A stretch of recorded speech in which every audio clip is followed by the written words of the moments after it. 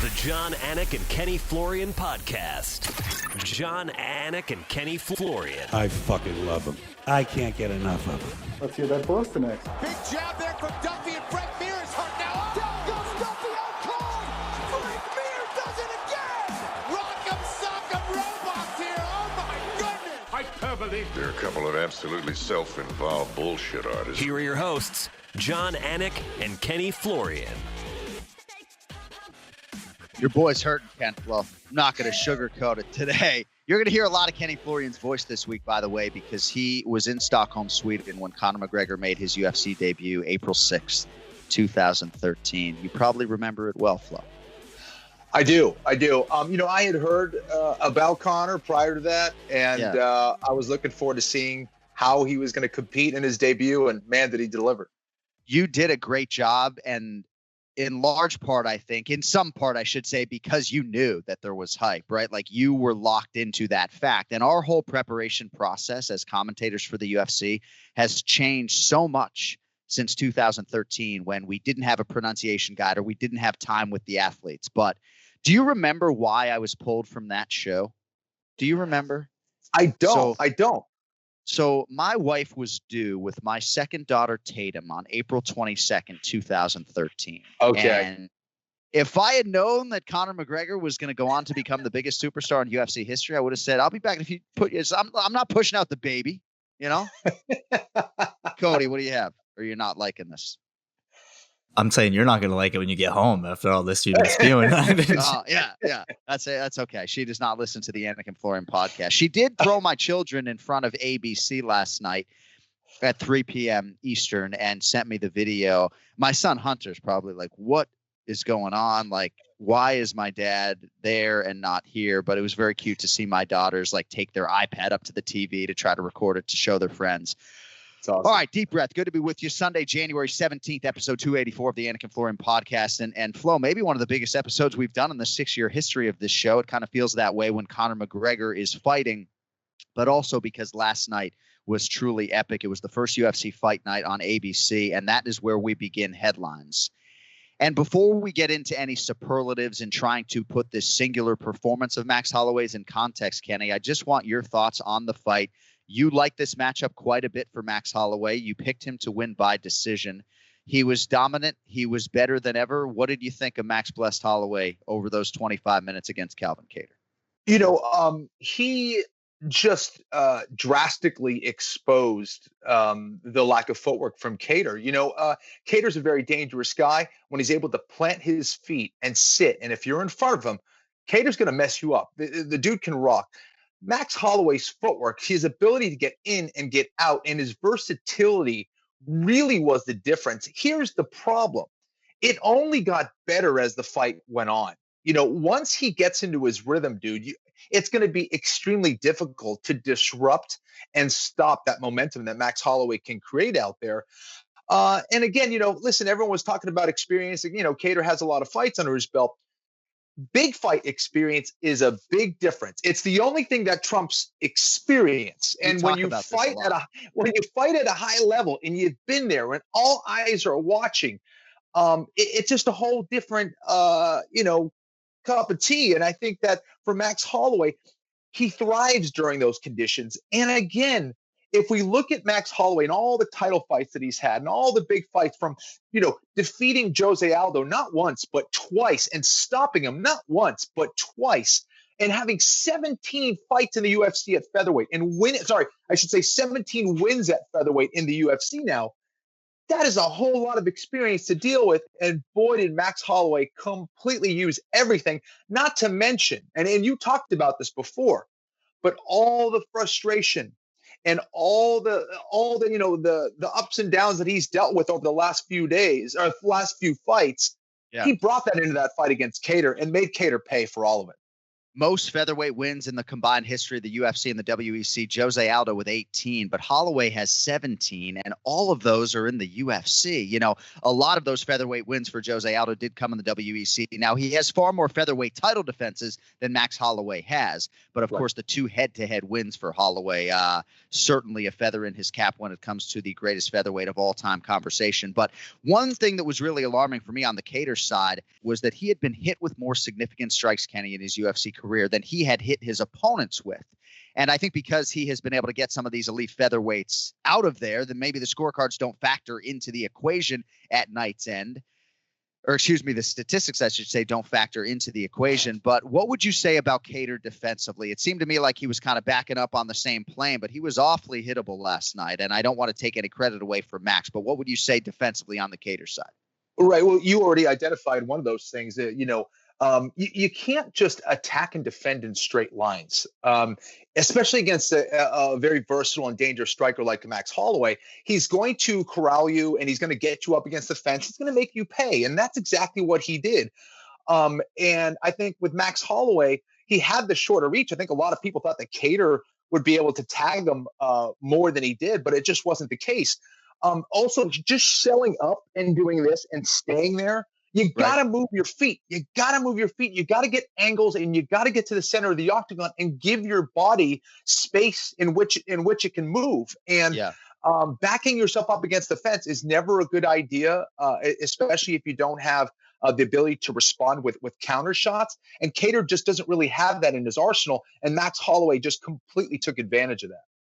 You're the rational guy on this show. I'm the guy that says one loss is like a 2-year championship setback. And I'm the guy calling people the GOAT and the pound for pound king when probably we shouldn't even be having that conversation. But I'm going to take you back to August 3rd, 2019 at the Prudential Center in Newark, New Jersey.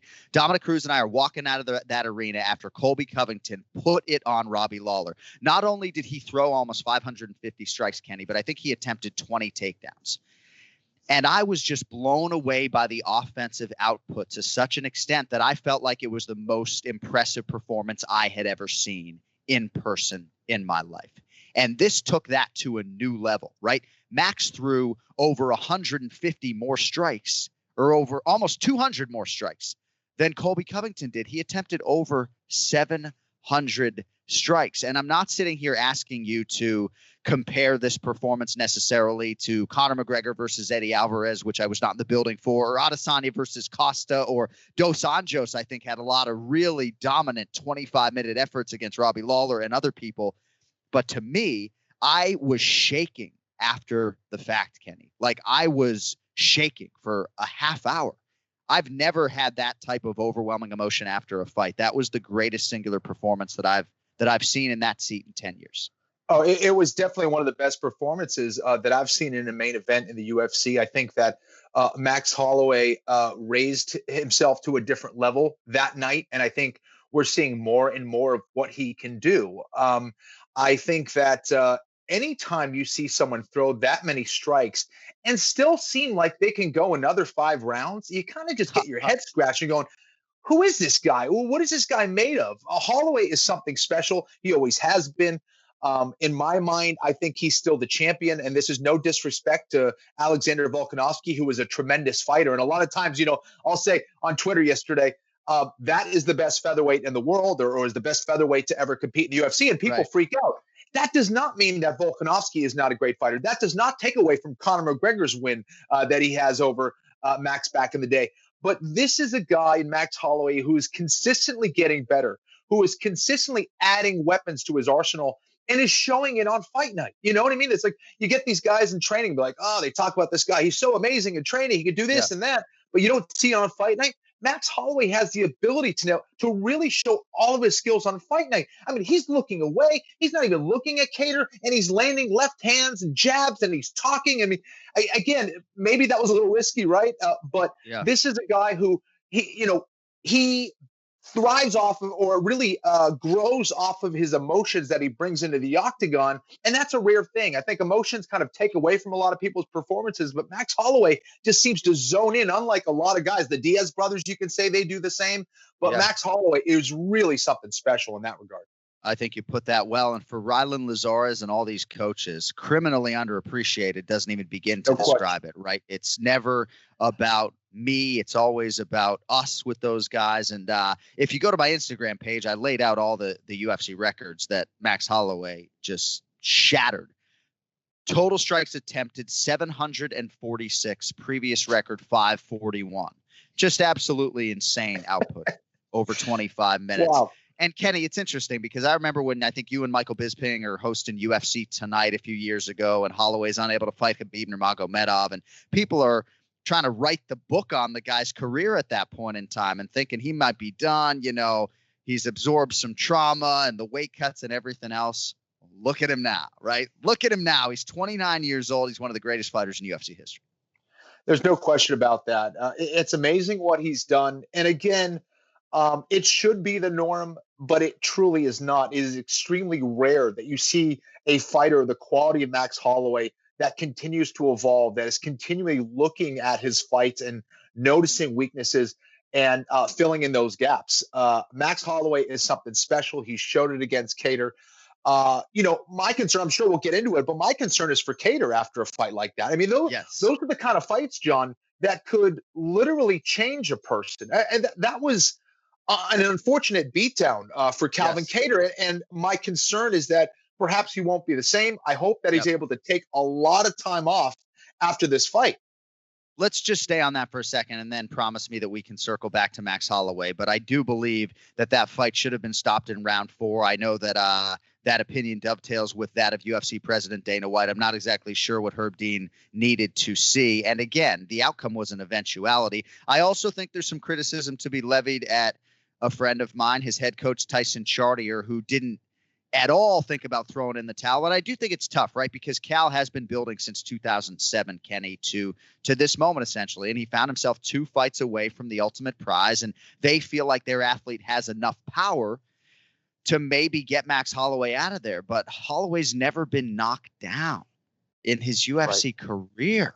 He's been in there 25 hard with Poirier. He's never been knocked down. So I don't know, man. I do believe, as I've said on this program before, having covered a boxing death in 2005, this is how boxers die. This is how careers get shortened. This is how lives get affected and compromised. And hey, man, Cal was seemingly fine with me in his post-fight interview after the fact. He was articulate. You know, remarkably, his eyes weren't even all that swollen. The rest of him looked pretty beat up. But, yeah, man, he's going to pay the price for that. There's no doubt about it. Yeah, I was really concerned for Calvin. First of all, just a great guy, a class act. And again, after 2 rounds, he proved that he's one of the toughest fighters in the UFC. Full stop. Did we need to see 2 more rounds of that? 3 more rounds of that? I'm not sure. I think you're right. I think right around the 4th round, I was really concerned and hoping that Herb Dean would stop the fight. Here's the problem. I kind of blame Calvin for that, is because he was fighting back. He was defending himself. Yes. He was really trying hard to fight back. And as a referee, it's hard to kind of stop a fight when that's happening. Especially, it seemed like he caught his feet again. It was rocked and then kind of would come back and recover quickly. The problem is that doesn't always mean that the person can defend themselves well. I think Max Holloway had established his skills to be head and shoulders above Calvin Kattar at that point. He established that over the course of, 15, 17 minutes. Right. You didn't see a whole lot changing after that. And then if Calvin probably possesses way more power than Max Holloway as far as one-shot knockout power. Right. However, at that point, he had suffered so much damage, he wasn't going to have the power in order to deliver that knockout strike. So I agree. I would have liked to seen Herb Dean or maybe Tyson Chartier stop the fight at that point. Again, it's hard because as a coach, you want to give your fighter the benefit of the doubt. But at the same time, this isn't a sprint. It's a marathon, and you want to see a long career out of someone like a Calvin Kattar. And my fear is that may have shortened that marathon significantly. I think so. He's 32 years old. He's been at it a while. He didn't fight at all for a couple of years, 2014, 2015. But I think the referee's job, to your point, is made harder when the compromised fighter is throwing so much offense back. And when he's throwing offense, you kind of feel like you're going to get killed. Not that Herb really cares about public opinion, but you're going to get killed by some people if a guy is literally mid-combination landing and you stop the fight. But hey, man, I would sleep a lot better at night knowing that I preserved a guy's career as opposed to put it in jeopardy. So in terms of Max Holloway and his featherweight greatness, I mean, I'm running out of superlatives, right? I don't give a shit. And maybe it's because I've only slept 3 hours. But I don't give a shit if people agree with me or disagree with me as to this singular performance being tops all time, or if Max is the greatest featherweight of all time. If you think Conor McGregor, 7-0 as a UFC featherweight with a head-to-head win over Max Holloway, is the greatest featherweight in UFC history, out fucking standing. I don't care. Great. I love Conor. I'm going to talk to him in 2 days, okay? If you think Jose Aldo, the King of Rio, one of my favorite fighters, I'll probably get an Aldo tattoo. If you think he's the greatest featherweight of all time, that's fine. But these 17 wins, the 2 head-to-head wins over Jose Aldo, and putting this performance on top of that, that's the greatest 145-pound fighter I've ever seen. There's no question. I think the big debate is really with Jose Aldo. Conor McGregor didn't stay around at 145 pounds long enough for him to really say that. Is he a better fighter? You can absolutely make that argument. No doubt about it. Is he the best featherweight to ever do it? I don't know if you could really say that. Again, just based on the fact that he didn't stay there long enough. Certainly top 3, no question about that. His win over Jose Aldo was unbelievable. You can also argue that Jose Aldo wasn't the same after that fight. Right. But you look at what Jose Aldo is still doing in the UFC, and the fact that Max Holloway beat him and stopped him twice, a guy who defended that belt more than anybody else. And you look at everything that Max Holloway has done, you look at all of his skills and what he can do in the octagon, it's really hard to make an argument against Max Holloway not being the best featherweight to compete in the UFC.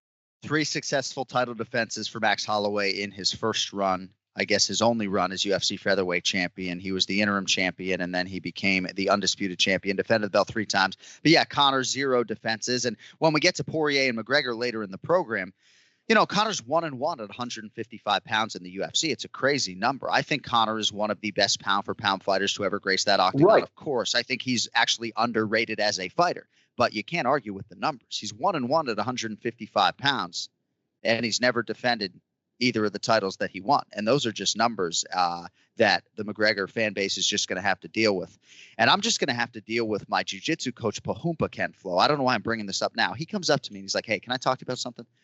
He's like, the mustache. He's like, you're a handsome guy. Like, that looks fucking awful on TV. You look like a pedophile. You got all of social media talking about like pornography. What are you doing? And I was so caught off guard, right? And of course, Amanda Hebos is right there. So I'm like, well, there go my chances with Amanda Hebos. Thanks, Bo. Right. But I was like, hey, man, like my wife doesn't like it either, but I'm just trying to go out there and be confident. And, like, I don't know. I didn't really know what to say, but it's not going to be shaved. So I'm sorry. Hey, listen, we got to try things out every once in a while. I think you're one of the few people who can actually pull it off. By the way, thanks. I cannot. I'm definitely very creepy with a mustache, but he said something. Then he said something even worse to me. He's like, your Dahlinger mats are still at my house, because he got me mats for my garage because he wanted to build out a jiu-jitsu studio in my garage, And I was like, man, I retired, bro. Like I retired from regular Brazilian jiu-jitsu, from combat jiu-jitsu. I'm retired, but that's so he good. Just is not going to let me end up a 0 stripe white belt. Is that what it is, right? Yeah, exactly. He's a straight shooter, though. You got to respect that. Palomino doesn't mess around. He is such a loving man and a dear friend. And I appreciate that he had no shame in coming right up to me and telling me how horrible I look. So in the nature of time, I am going to rifle through some of these other fights on the ABC card. Actually, real quick, before we do get to Ray Longo, in terms of what's next for Max Holloway, I mean, it's got to be a belt. I interviewed Dana White on the broadcast, and he said that Khabib Nurmagomedov was looking to be impressed. You got to think that he was impressed with Max Holloway. You got these 4 lightweights competing this weekend. But for Holloway, it's either going to be the belt at 45 or 55, unless he just wants to get in there quickly and fight somebody else in a main event. It would be an absolute travesty if that wasn't the case. I mean, the guy deserves it. He deserves it right now. Ortega. Right. Listen, he's a fantastic fighter. He's got the look. I get it. The UFC machine is behind him. But he had a fantastic performance his last fight. But you can't compare it to what Max Holloway is doing and the type of fighters that he's defeating and the way that he's doing it. Max Holloway, and I agree with you, that is one of the best performances I've ever seen. Try throwing 700 punches on a bag, okay, in 20 minutes. Just go for it. Try it. Just do it. Right, let me know how that goes against another resisting fighter who's throwing back at you. The guy is special. He deserves all the accolades. He's a treasure for the UFC, and man, to deliver those kind of fights again and again, unbelievable. Max is the man. Congratulations to Max Blessed Holloway. More on Max assuredly from Ray here in a few minutes. Co-main event was Carlos Condit over Matt Brown. Maybe the Matt Brown camp thought this fight was closer than the judges did, but it looked like a clear win for Carlos Condit for me. And Kenny, I just think he has gotten comfortable in those wrestling situations. As we talked about in our post-fight interview, his coach, Ricky Lundell, deserves a lot of credit, but some offensive wrestling, some good defensive wrestling. And when you think about where this guy was with a 5-fight losing streak to come to Fight Island now twice in 4 months and get 2 wins, Carlos Condit's got a new lease on his professional life. No, definitely. Listen, I think he did a great job of reversing the position against Matt Brown. I think he largely kept Matt Brown pretty defensive, even when he was on his back. So I think Carlos did a pretty solid job. I think it takes him a little bit to warm up a bit. I didn't agree with the unanimous 30-27. I did think that Matt Brown won that first round. I don't know exactly what the judges were looking at. I mean, both guys after the fight were like, huh? It's like, oh, Matt, the fence cut your forehead open while you were executing the takedown. So they give Carlos the round. Like, what the fuck are you watching? What are you watching? Exactly. I don't understand it. But okay, the right guy won. Okay, I get it. But it was a close fight. It wasn't a runaway fight. But yeah. So, anyways, these were 2 veterans that I think were matched up appropriately. This is excellent matchmaking. This is the fight that obviously was supposed to happen before a couple times, I think. And the fact that it happened and Carlos Condit was able to get a win and his second win in a row now in the UFC, it's great to see because Carlos is a stud, man. It's amazing. This guy has been fighting forever. He's been fighting around on this, when I was, and Matt Brown was as well. They've been active ever since. And to see these 2 warriors go at it was pretty cool. And Carlos Condit definitely showed some improvement off of his back, getting those switches to reverse the situation against Matt Brown. And I thought it was great to see Carlos get back, to get some consistency back. He's been around forever. I was reminiscing actually with our producer, Zach Candido, who used to work with me on MMA Live, Kenny, because when I did Bellator Season 1, Episode 1 in April of 2009, and you guys were back in Bristol doing MMA Live, I forget how it went down, but they needed me to voice a highlight of Carlos Condit's UFC debut against Martin Kampmann, and I had to voice the highlight from my hotel room in Oklahoma or wherever we were at that time, and we were just reminiscing about that. But you know what Carlos Condit's UFC record was walking in there this weekend? No. 8-9. So he is now 500, 9-9 in the UFC. And you may have heard Dan Hardy say Vicente Luque as a possible opponent after the fact. And the reason he did so, I know you're cringing, but the reason he did so, and maybe why Carlos decided not to do so on an open mic. So full disclosure here, in our fighter meeting, we asked Carlos about any names that would be intriguing to him. And he mentioned the Vicente Luque fight, but maybe after going through those 15 minutes, he said, you know what, maybe at this stage, biting off a little bit more than I can chew right now. So that's why that was the name on the tip of Dan Hardy's tongue. But we congratulate one of the true fan favorites and good eggs out there, Carlos Condit. How about the Leech, Li Jingliang? I mean, you want to talk about affable good eggs. I love this guy. I think we'd be best friends if I spoke Chinese. And people are banging on me for like nodding my head when he's but he's looking at me. He's talking to me in Chinese. So what am I supposed to do? Just be like, hey, man, I don't know what you're saying. Why are you looking at me? I'm like, yeah, I'm just nodding, pretending that I know what he's saying. But what a win for the Leech, Ken-Flo. 7 welterweight knockouts in the UFC for Li Jingliang. Few bigger than this one over Santiago Ponzinibbio. A lot to unpack on this fight. Ponzinibbio goes over to Dana White after the fact. I think he was still maybe concussed. And he starts shaking his finger.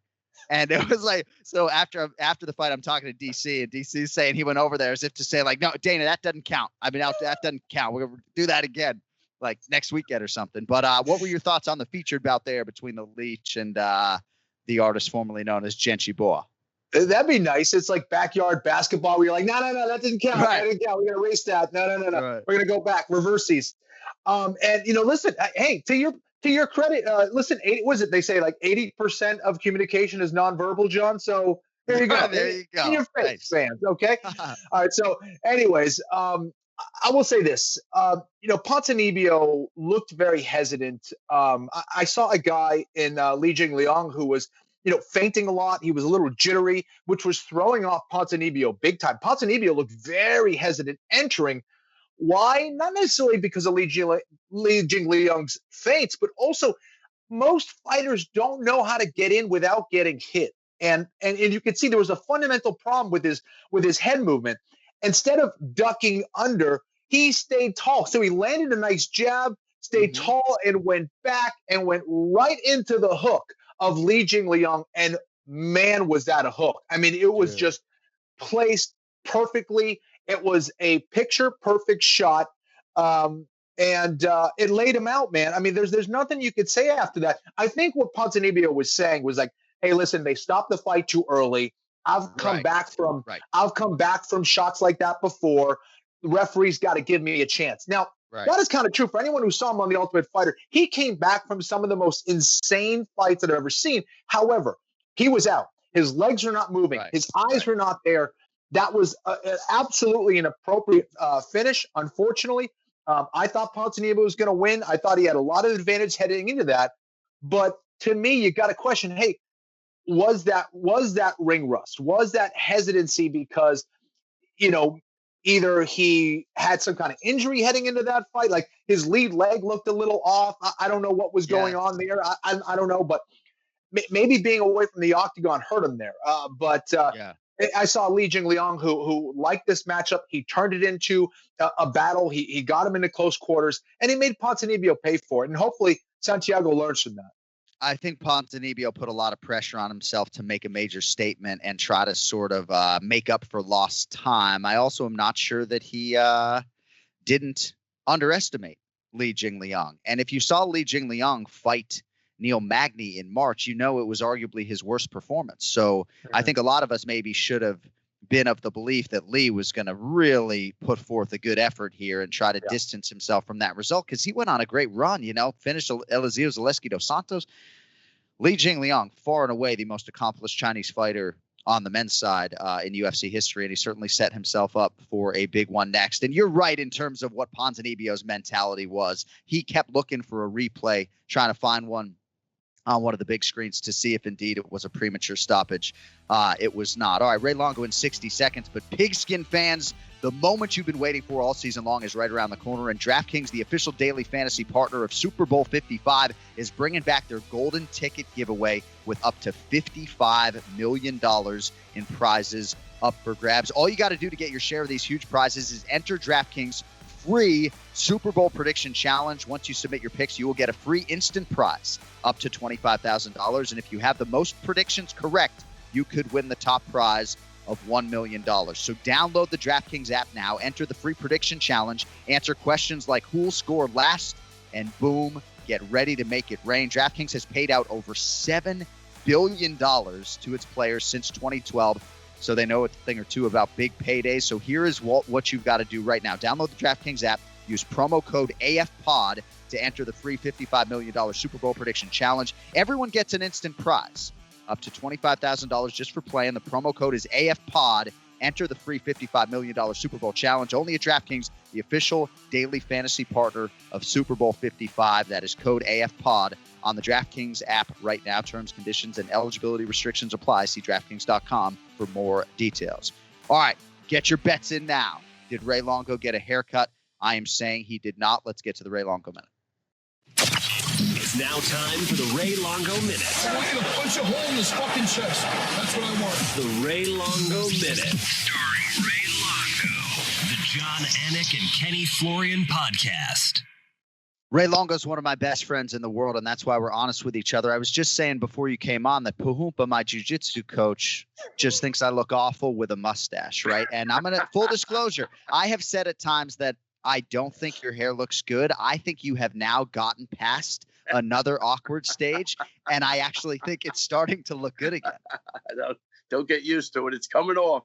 If these fights were at night, I would have did it yesterday because I had the girl in the gym, and then I said, I want to go home and watch the fights. So I opted to watch the fights instead of getting my hair cut. But Palupa, what did he say about your Groucho Marx eyebrows? He left those out. I can't do much about the eyebrows, but the mustache I can shave. If you shave those eyebrows and your mustache and I cut my hair, who would have more hair on the floor?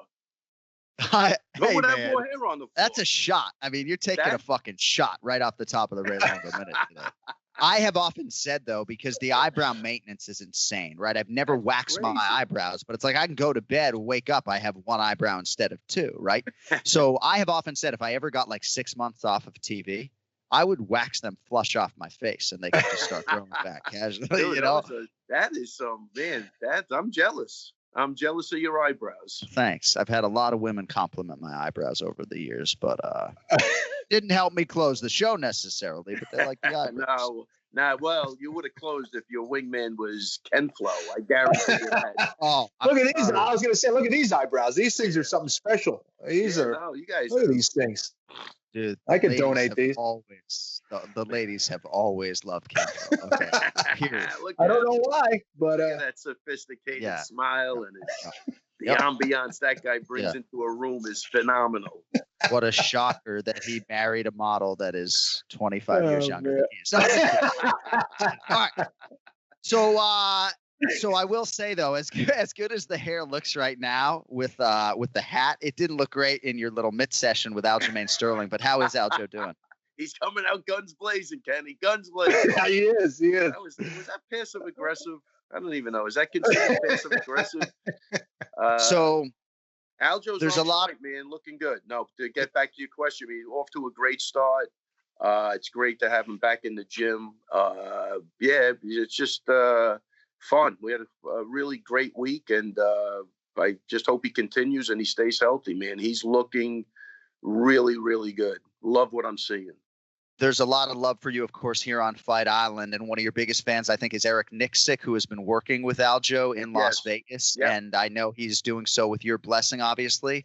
Man, he did not have enough good things to say about Aljo and the way he's really working over some of these elite featherweights in the gym. So you guys got to be kind of jumping out of your skin with excitement that this fight is fastly approaching here. Yeah, just let's, it's been, we got canceled at one time and, it took him a while to actually even get the fight. Let's just get in there and do it, at this point. But so far he's on track, and thanks to Eric. He's been great with Aljo out in Vegas, which is always nice to have somebody you trust.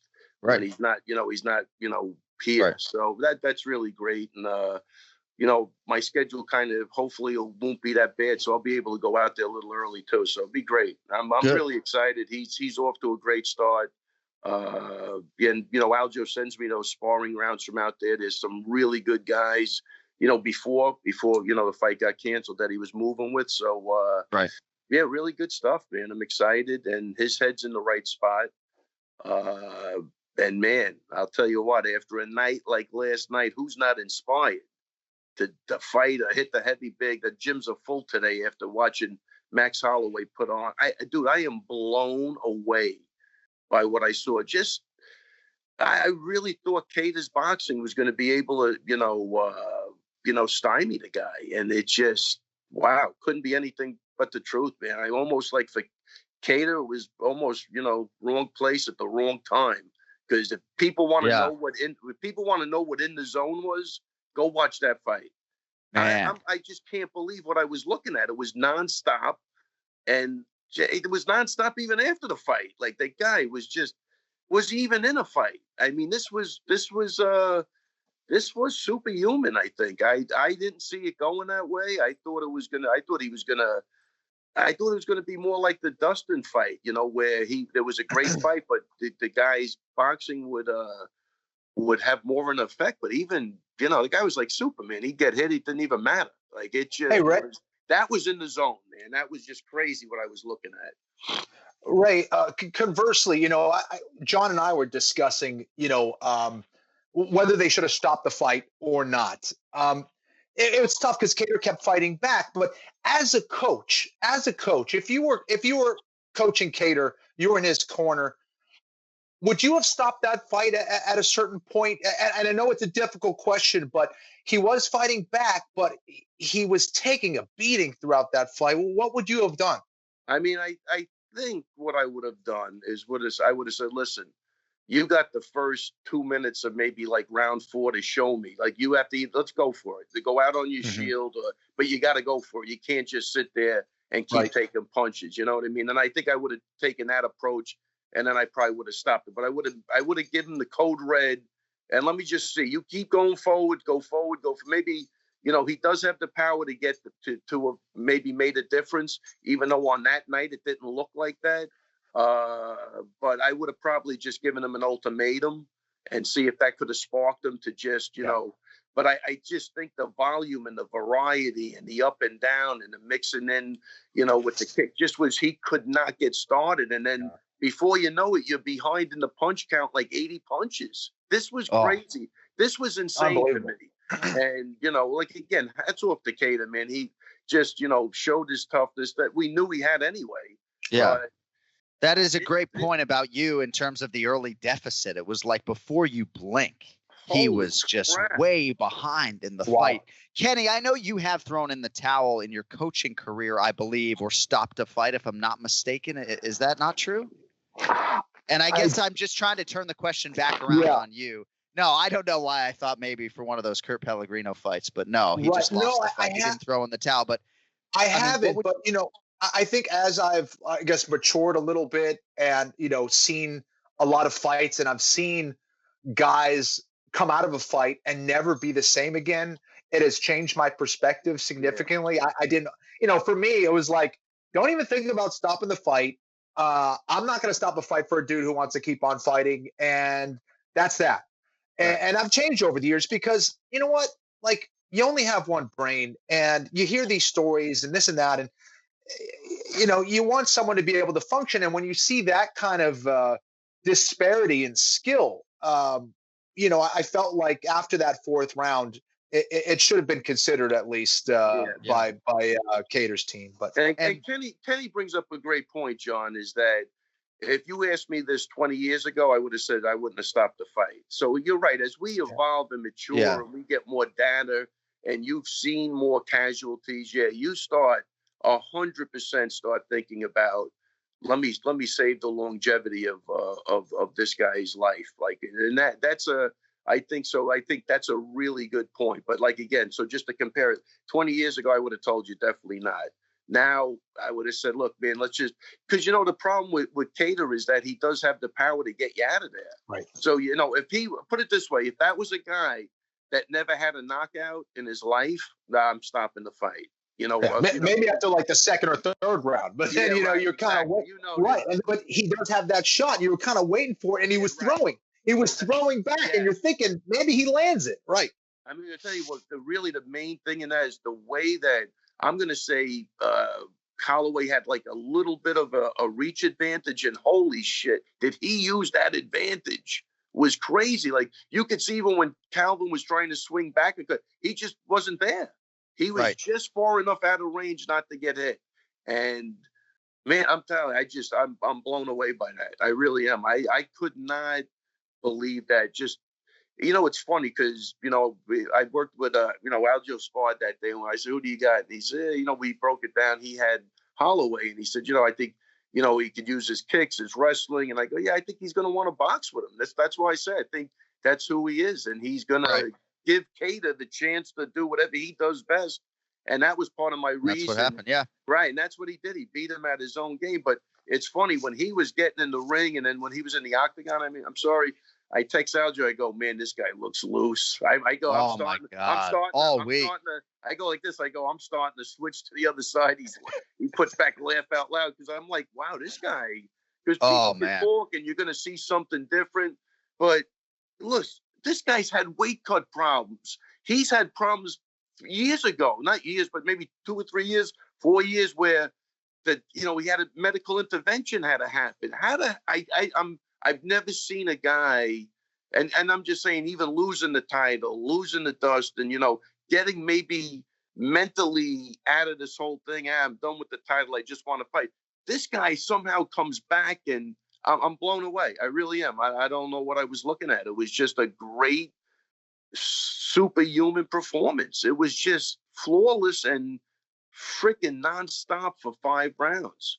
I had a lot of face-to-face time with Max Holloway this week, so when I started to hear the narrative, oh, I didn't love the way he looked on the scale or after he had weighed in, I'm just like, man, people have the wrong read on this, with all due respect. You know, he walks up on the scale, and I said, you know, this is the man around whom this card was built, future Hall of Famer. And he looks over, he's like, I appreciate all the hype, man. You know, if you're dying up there, you're not engaging the play-by-play guy before you get on the scale. So I thought that was very overblown. In terms of the stoppage, Ray, you know, if this is a 3-round Ring of Combat fight, you know, maybe you're quicker to stop it, right? I think it was compounded by the stakes that Kattar found himself maybe 1 win away from a title shot. Yes. And I also just want to say to all the slapdicks out there who are going to say, oh, you can't throw in the towel. If you throw a towel in, the referee has to stop the fight and they go save the athlete. So, yeah, technically you can't, but you can.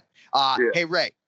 Yes. How about Joaquin Buckley getting the highlight turned around on him by Alessio Di Chirico? Is there any greater example of how unforgiving this MMA space is than that Joaquin Buckley got viral by Alessio Di Chirico, who came in having lost 3 in a row? I'll tell you what, man, you couldn't have said it better.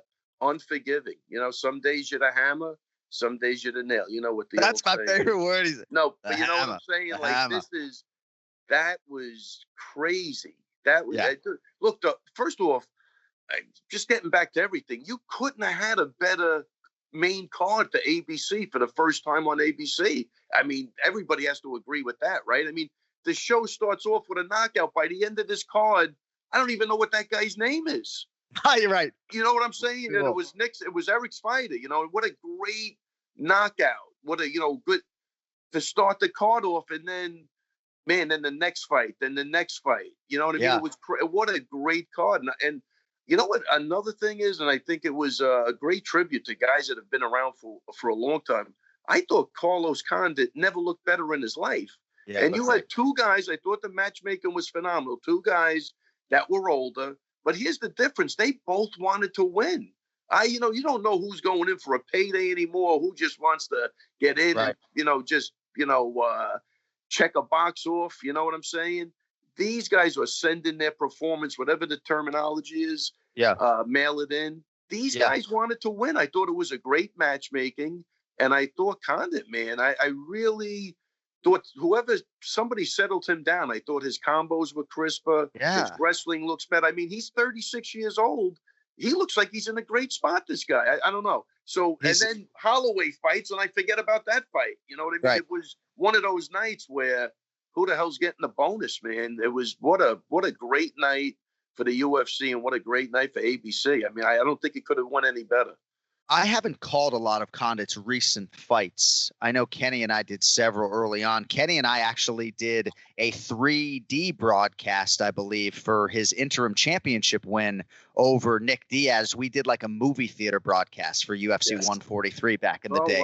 Wow. And we will get Ken-Flo's thoughts on Punahele Soriano in a minute, but because this will likely be our last chance to talk about Max Holloway, I just want to say, sort of in closing, like, you don't go to me for any historical framework, as I said on ABC last night, but I'm encouraged when I hear Ray is blown away and Kenny is so blown away by this performance, because Ray, other than when Colby Covington fought Robbie Lawler with all that offensive output in New Jersey back in 2019, I've never had a harder time sleeping after a main event because I was just so mesmerized by an athlete's output and performance. You know, well deserved, man. I mean, the guy, like, again, it's not even a performance. It's just where he's at in his career and how many fights he has. He might be 29, but his fighting age has to be older than that, with all the ring time, you know, all the octagon time and all the rounds he put in and the wars he's been in. And, you know, this was unreal to me. It really was, for not just for the fight. I'm looking way beyond the fight, just for what he's like. Again, if you look at all the things that have happened in the past to him, like, again, with the medical stuff and the weight cutting, and I just think, I don't know, that guy blew me away. I didn't think that was even possible. And against a guy that could fire. I mean, it wasn't, it was against a guy that was up and coming, that had some great fights, deserved to have that shot at Holloway. And man, like, again, wrong place at the wrong time, man. That was not the night to be in the octagon with Max Holloway. And he deserves another shot. And I would never, but even with losing twice, how do you not give him a shot after that? Right. Sorry, I'm trying to send a message to our handicapper, Joe Osborne, to see if we can push him back a little bit. But an incredible night for the MMA leader on ABC. It was just really cool to have the fights play out like that, because ultimately, as much as we put into things on the live production side, we need good fights, and we certainly got them. Hey, Ken-Flo, putting a bow on it, Punahele Soriano against Duško Todorovic. I just thought you would find this interesting, and then we'll take anything you have on the fight itself. Todorovic wants to be the Novak Djokovic of Serbian MMA. He came in 13-0. I loved the film on him. I loved our fighter meeting. I really liked Todorovic, and when Punahele Soriano got the call to fight him, he was intimidated. He was like, oh, man, right? And look, 2 undefeated guys kicking off a major show like this. But I think that was a good emotion to have, because he understands that promotionally they think he's ready for that type of challenge. And that's a pretty impressive Hawaiian there, Punahele Soriano under Eric Nicksick, and he's only getting better in theory. Todorovic did great until he didn't. There was an issue with his stance. He wasn't so blatant. If you want to get in a defensive position to deal with someone who's trying to punch you, you don't want to be square, and you certainly don't want to be upright. You don't have the ability to really move. If you're not going to move your feet and you want to just move your head and you're staying up tall, it doesn't allow for you to be defensively responsible against a dude who could, especially a dude who could throw like Soriano. So he was actually making Soriano miss a lot early. And then he thought, he's like, okay, cool, I can make a miss. I'm just going to keep doing the same thing. The problem is Soriano started to time him, started to feint his way in. He realized that he was just kind of leaning back like a tall tree dealing with the wind, and he ended up throwing a shot and dropped him a couple times. He figured out what was happening. Soriano made the right adjustments and ended up taking him out. And listen, here's the thing. I think Todorovic, from what I saw, is probably the better fighter. He might be the more skilled fighter, but it doesn't matter. On fight night, it's who fights better and who makes the right adjustments. And I think Todorovic really could be a fantastic fighter, but he's got to fix his stance, and he's got to know what means good defense and what doesn't. But Soriano, credit to him, man. He really has a lot of pop in his punches, and that was an excellent win against another very good undefeated fighter. So, Ray, what do you have going on the rest of the day, my friend? We're going to cut the lettuce. We are not going to ingest any playoff football in the NFL. It's only the greatest thing on TV today, but I understand that will not be a part of your Sunday. What do you got going on the rest of the day? I'm going to chill out. I'm going to hit the gym probably about 3.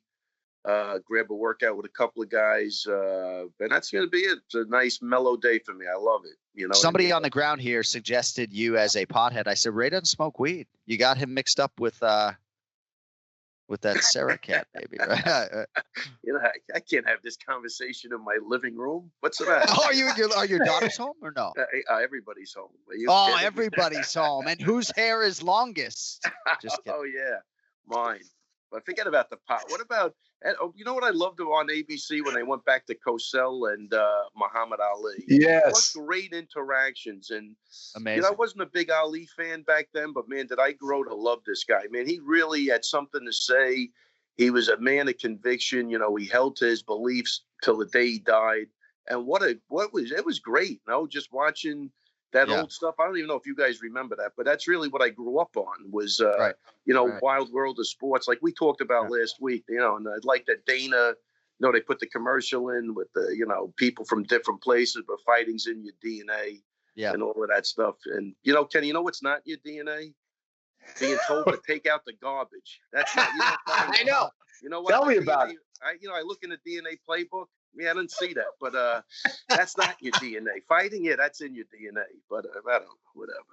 You know how I know? Trash cans can take a beating too. Trash cans can take a beating too. It doesn't matter what we know martial arts skills-wise. We still got to take out the trash. That's it. Where is that in the DNA playbook? Anywhere, John? See, I know I'm 42 because I look forward to Trash Day. Like I'm excited to get out and fucking wheel the thing to the curb.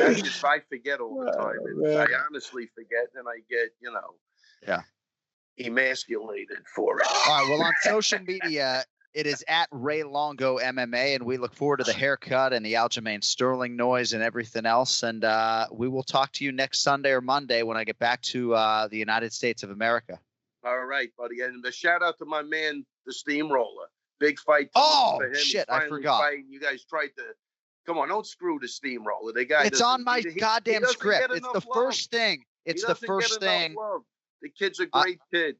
Big shout out to his old man, Big Sal. Yeah, Sally Walnuts. You can't beat this family, man. Pulling for him. He looked great before he left, and I got sick for a couple of weeks, so I was out of touch. But when he left, he looked great, and I'm sure they did a great job with him in Florida. So I look forward to that fight, man. He's going to bring it like he always does, and hoping for big things for this kid. Great pay-per-view matchup against Otman Azaitar. We'll get a quick pick prediction from Ken-Flo later in the show. But, yeah, you got Matt the Steamroller Frivola, his dad Sal the Bulldozer Frivola. I can get behind all of that. All right, buddy, have a great Sunday. Best to the family, and we will talk to you next Monday. Always a pleasure, guys. Enjoy. There it is. Take it easy, the man. Ray Longo Minute every week on the Anik and Florian podcast. All right. Rest of the show is going to be devoted to predictions. Let us get to the main event challenge. It's the main event challenge. Anik. The time is most definitely now. Florian. I finish fights. I'm going to do everything possible to win. The main event challenge. The Jon Anik and Kenny Florian podcast. So you can't see our producer, Cody Merrow, but the eyes he gives me when my Abu Dhabi Wi-Fi starts to like flicker a little bit. The dude is 6'3", looks at me like he wants to fucking kill me. Thankfully, Ian Parker thinks a little bit more highly of me. He now joins us live. He is the Duck on social media, Ian Parker MMA. And thanks to our intern, Casey Williams, doing a great job with the scoreboard spreadsheet. Didn't have a lot to update, boys. You both went 1-4 to begin the 2021 slate. It wasn't a good night for the favorites. I can understand why you would back Santiago Ponzinibbio, for example, but 3-3 is the score because you did both have Max Holloway to win by decision. So we move it along now. We have got 2 fight cards this week, a ton of picks to make. There are going to be 2 live events before we are back on the air on this podcast. So let us begin UFC Fight Night, Chiesa versus Magny, and then we'll get to 257, Poirier v. McGregor II. 3 picks, Ian, on this first card. We'll begin with the main card opener. It's at featherweight, Lerone Murphy. I put this fight on here because I love this kid, certainly has the respect of the odds makers as well. Minus 280, the favorite here against the plus 240 underdog, Douglas Silva de Andrade. Mr. Parker, who do you have? Yeah, give me Lerone Murphy in this. I agree. I think we got a nice little prospect here, and I think this is a good name to get on his resume for the win. So Ken-Flo, Silva de Andrade moved up to 145 pounds for his last fight. He beat Renan Barão. I just thought Murphy looked like a world beater in stopping Ricardo Ramos on Fight Island in July. He's 9-0-1. What do you think about Murphy here against the Brazilian? Yeah, I think Murphy has some good striking and just a pretty solid overall game from what we've seen so far. And beating Ricardo Ramos, I think, is no easy task. I think that Ramos gets a little bit wild. I think Silva de Andrade gets a little bit wild at times. Yeah. And I think it is a perfect matchup for him to kind of show that he's the cleaner striker, the more capable fighter. And, man, does he have a good frame for that featherweight division. All right, co-main event at welterweight, Mounir Lazzez minus 220 versus Warlley Alves plus 180. We will need the round and the method of victory here. So Lazzez was pretty impressive on Fight Island. He's local to the region, lives in Dubai here in the United Arab Emirates. Huge UFC debut came against Abdulrazak Al Hassan. Now he draws the 11-time UFC veteran Warlley Alves. IP, talk to me, kid. Who do you like?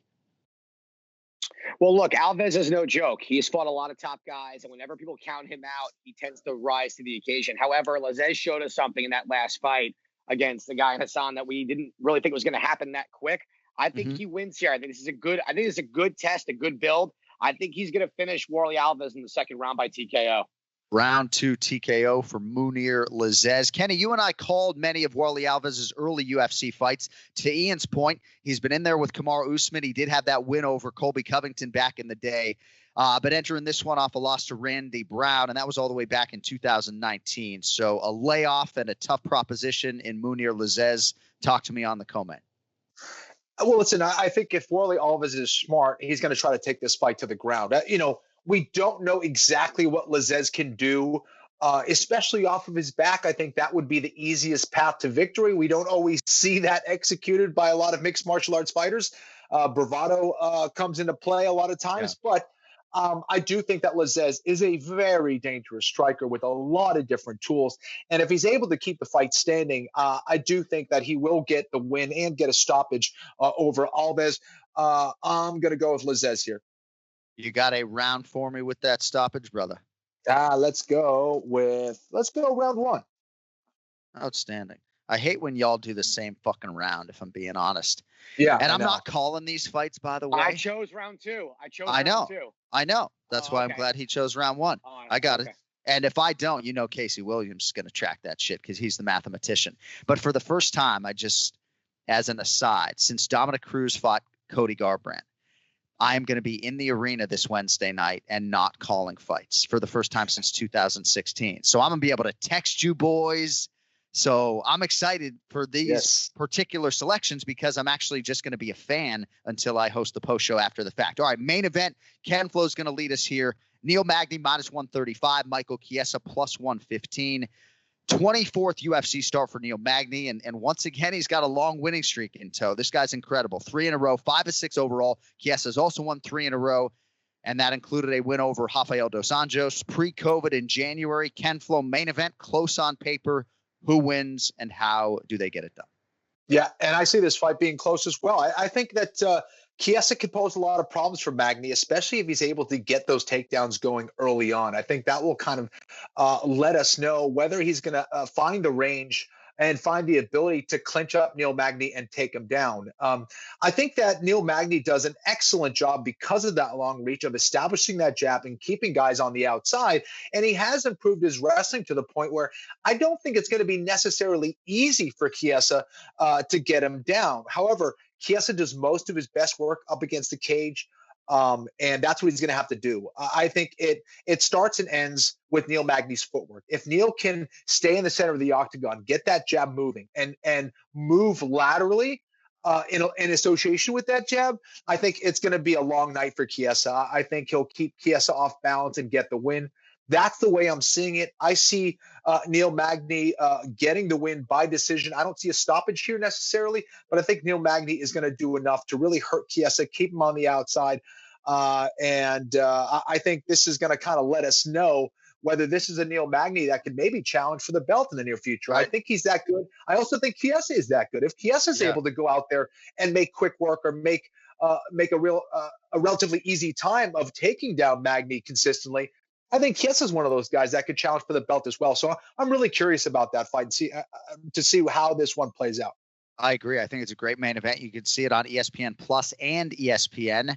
How does the duck quack on this one? You liked that, didn't you? I got a little smile out of you. You did. You got me there. That kind of made me all. Or are you just happy to get a little break from the children? Both. You had my tail feather go like this for like a second. Kenny missed it. I'll show you again. It went like this. Yeah. Sorry. He missed it again. He was looking. I know he did. I'll wait.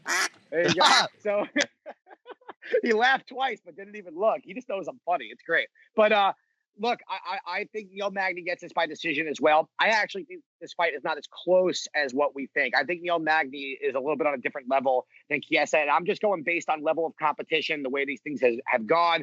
A Diego Sanchez win, that was Chiesa figuring out the new weight class. Same thing with the RDA fight. I don't think he's fought someone yet truly in this weight class that will pose the problems. To Kenny's point, Chiesa does his best work against the cage, but Magny's also very good defensively against the cage. He's able to really get his range on. He gets off the cage really well, throws those knees to the body really well, and his cardio is nonstop. And Chiesa in those last 2 fights, we did see that cardio kind of take a little bit of a toll on him. I think Neil Magny gets this by decision. I think after he gets this win, he needs a true top 3 guy to really see if Neil Magny is the dark horse in the division that I believe he is. All right, nice way to capstone that, and we will transition now to UFC 257, Poirier versus McGregor II, which goes down 3 days later, live on pay-per-view. Time permitting, we will have 8 selections on this card for you. First up, Main card opener, strawweight. Amanda Ribas minus 310. Marina Rodriguez plus 255. Rodriguez 12-1 with 2 draws. 40% of her UFC fights have ended in a draw. Carla Esparza took her O in her last fight. That was back in July. Ribas 10-1. Broke through in a major way in 2020. Of course, highlighted, Ian, by that bludgeoning of Paige Van Zandt at UFC 251. Any value on Rodriguez, or are you on the Ribas like most of the world? All aboard the Ribas. No, yeah. Listen, there's value, I guess, but I just don't see where she wins. I think Ribas is the real deal. I think she's the superstar. Let's go. Because, see, for you, with a bankroll fatter than mine, you're not as scared away by minus 310. Right? So for you, because for a lot of people. Last night, though, last night should warn a lot of people. Of course, no doubt. The think strategy, because it's very rare that I will do that unless it's a live play. That's when then you can kind of lay a little bit more juice. But fights like last night with Pons and Nibio, I had the Pons. I worked on that. After I saw how bad I botched that, by the way, I really was pissed at myself. But listen, even with Buckley, Kenny even said that his opponent first round is dangerous. It's hard to lay juice on those guys. Right. So for Ribas, I think there's a different level here. Lay the juice on Ribas. You're good. And Ian sort of talking about Santiago Ponzinibbio and Joaquin Buckley, both similarly priced last weekend. But I do think for a lot of bettors out there, they see minus 310. And if you're a straight wager guy like me, you're not going near that. Ken-Flo, Amanda Ribas, Marina Rodriguez, got anything for us on that? Yeah, listen, I think Marina Rodriguez is a very good striker. I just think she's too green when it comes to the wrestling and grappling game. And I think that's where Ribas is going to expose her if she's smart. Rodriguez is going to have a nice reach advantage, and I think it might be a little bit challenging for Ribas to get in the beginning. But once Ribas gets that clinch with her judo and jiu-jitsu background, I think she takes to the ground and she finishes it shortly after. So I like Ribas. All right, also on pay-per-view with the women, JoJo Calderwood minus 120. Jessica Ai is the even money underdog. Title eliminator of sorts. I mean, it's number 6 and number 7 in the world. They both have lost 2 of 3. I had her title shot. Didn't go particularly well. I guess if Calderwood can break through here, she'd be in the mix along with the Jessica Andrades, Lauren Murphys of the world, trying to close in on Valentina Shevchenko. Ian, close fight on paper. Let's see if we can get some dissension here. Who do you have? Hold on, let me flip a coin real quick. Yeah. Or we could have Ken-Flo lead, and you could go the other way. No, it's fine. You know what? I'm gonna go based on, I think, speed and I think the better striker. I'm gonna roll the dice on the underdog here and say Jessica Ai. Kenny, what do you think? This is a tough one for me. I feel like Calderwood just doesn't show up to the best of her ability. I think she has way better skills than what she shows. If she shows all those skills on Fight Night, I think she wins this and wins this pretty easily by decision. But Jessica Ai conversely, may not have the same kind of versatility as a Calderwood.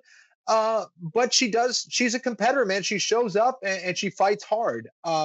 I get where Ian is coming from here. I would lean that way. But I'm going to go with Calderwood. I think it's going to be a close fight, but I think she gets it done. That's what we like, because now I can sit up on the desk and text y'all. All right, co-main event of lightweight, Dan Hooker minus 140, Michael Chandler plus 120 for the UFC debut. We will need the round and the method of victory. All right, I saw Dan Hooker a few days ago. He has been on Fight Island for a while. Chandler's charter was delayed. He's not even here yet. Actually, I think he landed as we were on the air. So he'll get out of quarantine on Tuesday. I think if anyone can power through that adversity by just being sound of mind and body, it's Michael Chandler. But Ian, nonetheless, kind of a tough fight and matchup for a UFC debut. What do you think about Hooker and Chandler under the lights? I like Dan Hooker here. I am a believer that Chandler is a top guy in the weight class, regardless of organization. I believe that he does deserve to be here, and I think he deserves a fight like this. However, stylistically, I don't like it. I think the range of Hooker is going to be a problem. Hooker has fought, in my opinion, better guys recently, as in Dustin Poirier, and fought 5 rounds and fought very well. Took some rounds from Dustin. It's hard to really gauge where Chandler's going to be in this, being that his last wins, of like a Benson Henderson, where we see that's just not where this level is right now. I think Hooker could win this fight by decision. I think if he just doesn't get taken down, I think he's the better stand-up guy. So I'm going Dan Hooker here. And how? Oh, my God. I said by decision. I'm sorry. Decision. Okay. I thought I said decision that. For Dan Hooker, and he has 15 minutes. Just a 3-round fight. Going to be interesting if we see some 5-round co-main events here in 2021. Ken-Flo, talk to me. Chandler Hooker, who do you have? My hesitation with this fight is that sometimes Chandler gets involved in these firefights when he really shouldn't, and can make the fight a lot easier than it needs to be, especially with that wrestling background and his ground and pound. He is tough as nails, but I don't know if he wants to really trade with a longer, lankier, and skillful Dan Hooker. That's the concern for me for Chandler. He's as tough as they come. He has some serious skills. He's got some power. But I think Dan Hooker is kind of poised to take this win here. I'm also going to go by decision. So I'm sorry, John, right. but I like Dan here. Hooker also on that all-toughness team, by the way, and I think the amount of punishment that he absorbed against both Felder and Poirier, not good for purposes of career longevity, but I also think Eugene Behrman and the coaches were pretty hard on him for those results. I mean, not the Felder fight, I guess, but they were hard on him for not being defensively sound in the Poirier fight. So we'll see if he makes some changes and shores things up against Michael Chandler. All right, main event. Conor McGregor, -270. Dustin Poirier, +230. I flew with Dustin. He's been here a while. Looks like Conor is coming maybe from Dubai today. So Conor's 1-1, as we said, at 155 pounds in the UFC. Prevailing wisdom is, though, that this is his best weight class, and I've always felt that eventually he would get in a rhythm schedule-wise at 155 pounds. So since the first meeting, Ian, between these two in 2014, Poirier has produced 10 lightweight wins, a ton of wars along the way. Definitely a much improved version of the guy Conor fought than in 2014, but so is McGregor. The question beckons, to what extent has Poirier closed the gap? And the masses want to know, who do you have? So the only thing I disagree with is I don't think that Conor is actually that much more of an improved guy based on the fights we've seen against, guys like Khabib and even with Nate in the first fight. I think the biggest difference here is going to be Dustin's improvement in the striking.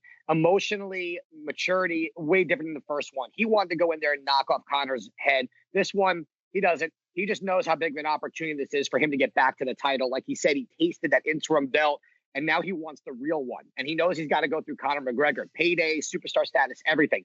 Dustin is a very good grappler, great jiu-jitsu fighter. That is a huge difference here, as Conor is not the best off his back. His takedown defense maybe improved a little bit, but we've seen those two fights that he lost. Where does it usually happen? On the ground. Also, Dustin's cardio is always phenomenal. His output, phenomenal. Conor struggles in the cardio area. He tends to fade in the middle to end the second, get a little burst in the third, fade in the fourth, come back in the fifth. Can't do that against Dustin. We've seen Dustin take punishment against Dan Hooker in 2 rounds, come back and deliver insanity in 3, 4, and 5, same thing in the Gaethje fight. The value here, in my opinion, is on a more active Dustin Poirier. I am going to go Dustin Poirier. I even going to say 5. Okay, so here's my thing. I know everybody loves Conor. I think what Conor has done for the sport is second to none. He brings eyes. He's a superstar, no doubt. But fighting as he's just super inactive and beating a Donald Cerrone, who's not the Donald Cerrone that we all love to think about, doesn't show me that he has evolved to the point of where Dustin has. Dustin's just a different guy now. And I think that we will see in this fight. The emotions aren't there. Dustin knows what he has to do. I'm rolling with the diamond. I would love to say he'll finish Conor, but I don't want to get too ahead of myself here. I'm going to go Dustin by decision, and I love him. I'm actually very surprised the line is this big, to be honest. So I like Dustin here in that spot. Breathe it in, Kenny. baby. A lot to respond to there, and I am breathing it in. I do think, Kenny, as you know, that he is shortchanging Conor McGregor in terms of his evolution and his improvements. I mean, just the way he beat Cerrone, I think, gives you a lot that you can sort of delve into. But what are your thoughts on this main event and ultimately who gets it done? I think there's no question about that. I think that Dustin Poirier is a different guy, but he's more of a different guy mentally. I think that he's become more confident as a fighter. And he's getting some excellent results because of it. I do think he's made some improvements with his boxing, but speed-wise, athletic-wise, I don't think he's at or really that close on the level with someone like a Conor McGregor, who I really think is an A-class athlete. You look at the way he moves and the things that he can do in there and the confidence in which he does things. I think it's just a different level. I also think that Ian is vastly underrating Conor McGregor's grappling skills. I think that if you look at, and again, it doesn't always help to look at how the fighter did against this, but they have a common opponent in Khabib Nurmagomedov, and you look at the way both those guys performed, and again, put it into the context of Conor McGregor going in there with a broken foot, which I do believe because Conor didn't throw any kicks at all in that fight. I think we're going to see Conor McGregor at his best. I also think this is going to be one of those jaw-dropping performances where people go, oh, yeah, Conor's a little bit different now. He looks different. And, yeah, you could say that Donald Cerrone isn't the same kind of guy, but who goes out there and starches Donald Cerrone like that in that manner with so many different techniques? I think that Conor McGregor in the moment is about as creative as it gets. I think he's in the top 3 as far as strikers in the UFC, along with Israel Adesanya and Stephen Wonderboy Thompson. And I think that he's just been boxing for a heck of a lot longer than Dustin Poirier has. So I think that if Dustin goes out there and thinks he's going to bully Conor and utilizes boxing or just take him down, it's going to be easy takedown. I think he's going to be in for a rude awakening. I think I like Conor McGregor most likely within 10 minutes. I'll go with Conor McGregor round 2 knockout. Really well done, Ken-Flo. And if you listen to Kenny break down McGregor, and Ian, you did a great job as well. He just happened to talk last, so I was complimenting him there. Don't take that too sensitively. But, I mean, you nailed, obviously, the round 1 of the McGregor-Cerrone fight. But nicely done on the main event. I want to get a few quick picks on the way out. Main card fight here at lightweight, Ian. Ottman Azaitar. A lot of power. Minus 155, the favorite here against Matt the Steamroller Frivola. He comes back at plus 135. Ian, who do you have here? I like Ottman. Ken-Flo? Ottman Azaitar, Matt Frivola on the quick pick. I think your mic's muted. Maybe not. Yeah, I hate to go against Frivola here, but I do think that Azaitar has an insane amount of power, man. I got to go with Azaitar. Ken-Flo fades anyone with Longo association on the fucking regular. No. Yes. I hate doing that. I just think that this is a tough matchup for him, man. I really do, and I hope Frivola pulls it off. I just think that this guy Ottman's got some serious freaking pop in his punches. Kenny, we'll lead with you on this. Sarah McMahon, minus 130. Juliana Pena, plus 110. I think Pena does most of her best work on the ground. I don't think it's going to happen. I think McMahon with the wrestling gets it done. Ian, McMahon, Pena. Yeah, Kenny said it right on the nose there. I'm going to go with McMahon as well. Both like McMahon. Brad Tavares, minus 150. Shoeface and Antonio Carlos Jr., plus 130. Ian, you like BT or Shoeface there? Give me Shoeface on this one, please. Shoeface at plus 130. Ian's done his homework, but Cody's not letting him give his analysis there. Kenny, who do you have? I'm going to go the other way with Tavares. Cody, what's the problem, man? We're not doing like analysis on the quick picks. You're the executive producer. I'm not saying anything. I'm just you're over here like I'm telling you in your ear to cut Ian short. Come on, I'm shortchanging. No, but hey, Cody. Well, Cody told me. John said, "Ian, keep it short." I heard him. Well, I was going to interrupt because we have Amanda Hebos actually on the other line. If you want me to grab her, do you want me? Right. Do you want it? She's actually in Cody's bathroom. You see where he's really pointing? No, I gotta just grab her. Oh, John, I love your mustache. Yeah. Thank you, Amanda. Right thank you. That's right. That's good. But no, I did have anxiety knowing we had to get 11 picks out there today, so you can blame me. And finally, great fight here. Arman Tsarukyan, minus 240. Nasrat Haqparast, plus 200. IP. Close us out.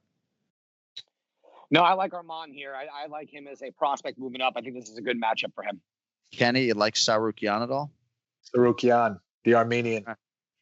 There you go. All right, Ian Parker. He is the Duck on social media at Ian Parker MMA. We appreciate your time, and it looks like a week off for the UFC next week. So we will get picks next for UFC Fight Night, Overeem versus Volkov. That will be early February back at the UFC Apex in Las Vegas, Nevada. Enjoy your Sunday, kid. You going with the Browns plus 10 against the Chiefs, or do you like the Kansas City outfit? I don't like 10 the playoff game. If you're going to go KC, you got to tease it down. That's Right now, I'm rolling with Joey Osborne here with the Green Bay tees. Tees Green Bay down and Cleveland up. I like that. So I'm rolling with that. And I had Buffalo straight, so that was cool. All right, speaking of which, Joe Osborne from Oddsshark.com coming up next. Let's get to the pick to click. Time now for the pick to click. The pick to click. All I have to do is bet on the winner, and I'll never lose.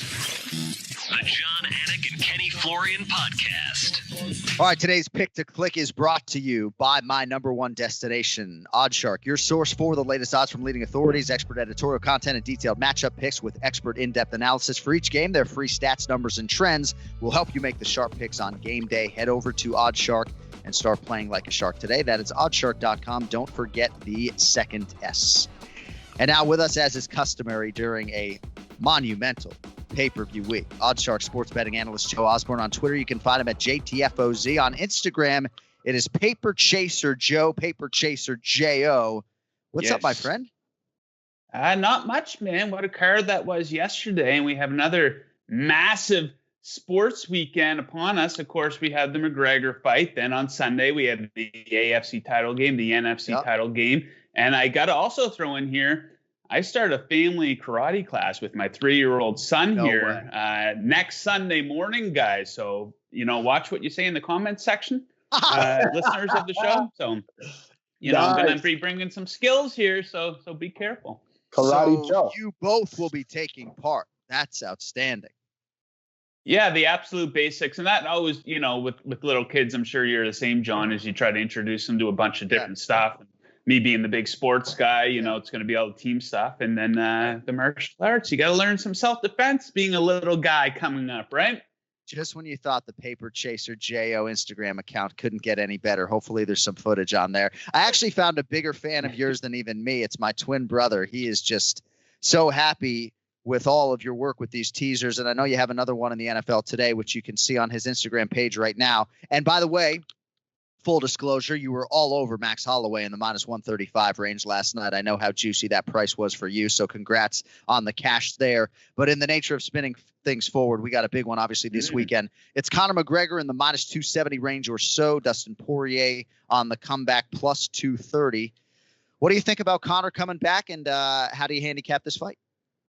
Well, Conor is my pick to win the fight, but as you know, not very interested in coming on here and picking a guy minus 300 to win a fight. I'm sure a lot of the listeners aren't very interested in laying the price minus 300. Maybe Conor's a little bit overvalued here too, to be completely fair. He's a couple tiers above Poirier as far as striking is concerned, but Poirier is still very much world-class, but no value in picking a loser. And the reason I do like Conor here is very simple. Poirier gets hit way too much, and he has no significant grappling or wrestling advantage in this fight. So that's a very bad matchup going against Conor, that pinpoint accuracy and punching power. Poirier, he's been on the wrong end of over 100 significant strikes in 3 of his last 5 fights. So that type of style versus this guy, very bad matchup. So that's the physical part of the fight. Now the mental part of the fight. It's a big story coming into this fight. Poirier's talking about it. The media's talking about it, that Dustin's a much more mature guy now, which he absolutely is. And he's not going to let any external factors influence his performance. When I hear Dustin talk about this, guys, I got to be honest, makes me think that maybe he's still a little bit in his head here, right? Because such a big deal is being made out of this. Then you take a look at the Conor approach to the mental game. Obviously, he's going to have the mental edge in most of these fights that he's in. But in these press conferences, the build up to the fight, he's usually trying to humiliate these guys and intimidate them. Last time versus Donald Cerrone, a very different approach. It was a very gentleman-like approach that he took with Donald, very complimentary of Donald's career. Donald, we're in this together. We're putting on this big show together. Me and you. It's me and you, Donald. Donald takes all the pressure off of him. A second into the fight, he's trying to pulverize his face, right? So I think that kind of did throw Donald off a little bit in that fight. He didn't have a second to breathe, didn't have a second to think. And we're seeing shades of that with Dustin Poirier coming in to this fight, right? So we'll be very interested to see the press conference there on Thursday to see how the two interact with each other. And I think, John, you're in agreement with me here. I think Conor can be underrated by some people. People either like the guy or hate the guy. I think he tends to be underrated a little bit because people see the bravado and the theatrics, and then you log on to social media and you see the memes and the GIFs of him being choked out by Nate Diaz and Khabib. His only 2 losses in the UFC, by the way. People forget that. So I think Conor wins, but how do you want to bet the fight? If you like Conor, you probably think he's going to win by TKO, KO. Still a little juicy, minus 175 on that. My best bet for this fight is under 1.5 rounds, and that's plus money right now, plus 110. And the reason I like that is, first of all, it does leave the door open to an upset, so either fighter can win as long as it gets finished inside a round and a half. Right. And we're seeing McGregor with this prediction, right? He says he's going to win inside 60 seconds. So you get that at plus 400, by the way. But you got to give Poirier a little bit more credit than that. And, I think McGregor, he's not being paid by the hour. He's in there to take care of business. And I think it's going to be a very similar approach to what we saw with Cerrone. It's going to be blast off right from the start, and he's going to try to finish them as quickly as possible. 6 times in his career, in his UFC career, he's finished a fight in under a round and a half. So I like that quite a bit at plus money. That would be my best bet for the main event. Kenny, that's interesting because you said under 10 minutes, and I would imagine that bet might entice you. Getting under 7.5 minutes, Kenny, at plus 110? Yeah, listen, I think Joe was pretty spot on with everything he said. We talked about a lot of those similar things. So, Joe, excellent job on that. How do you see this co-main event with Chandler and Hooker?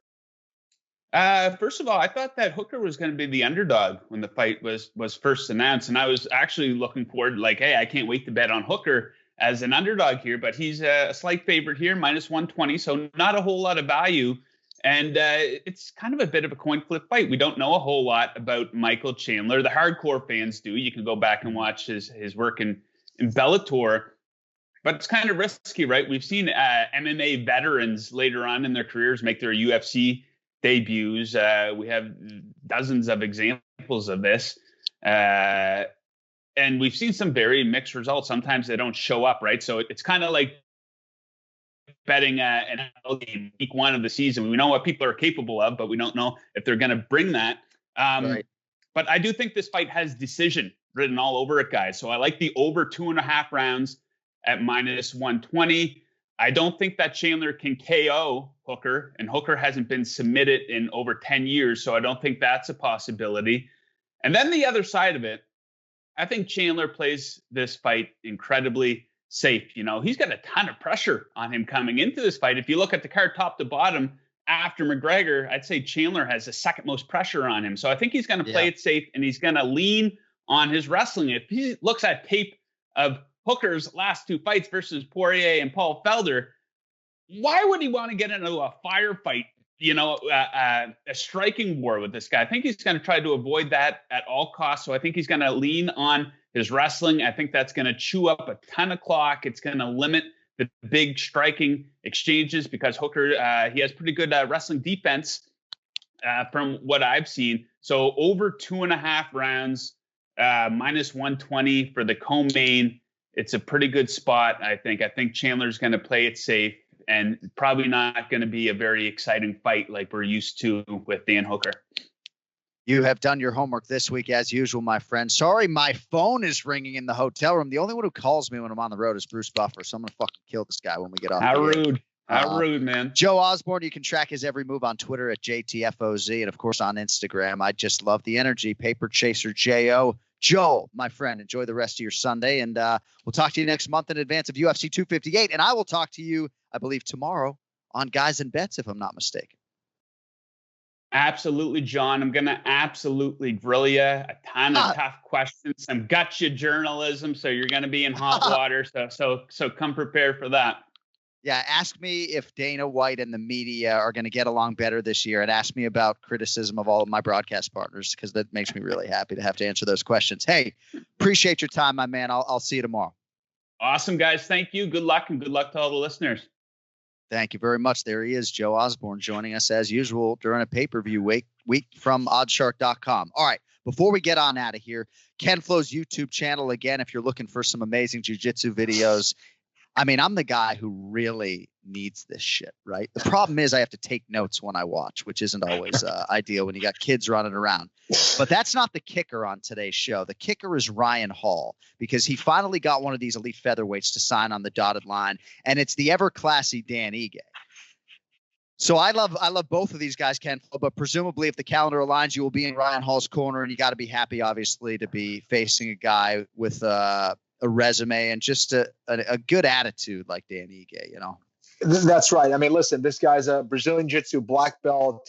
He's a stud when it comes to striking as well. He's as tough as they come. I mean, how many guys were able to strike with Calvin Kattar and go the distance? Not many. Dan Ige is a beast right now, number 11 in the world, I believe. So this is a great fight for both guys, and I can't wait, man. So Ryan's been training hard, and we're ready to go for March. All right, beautiful.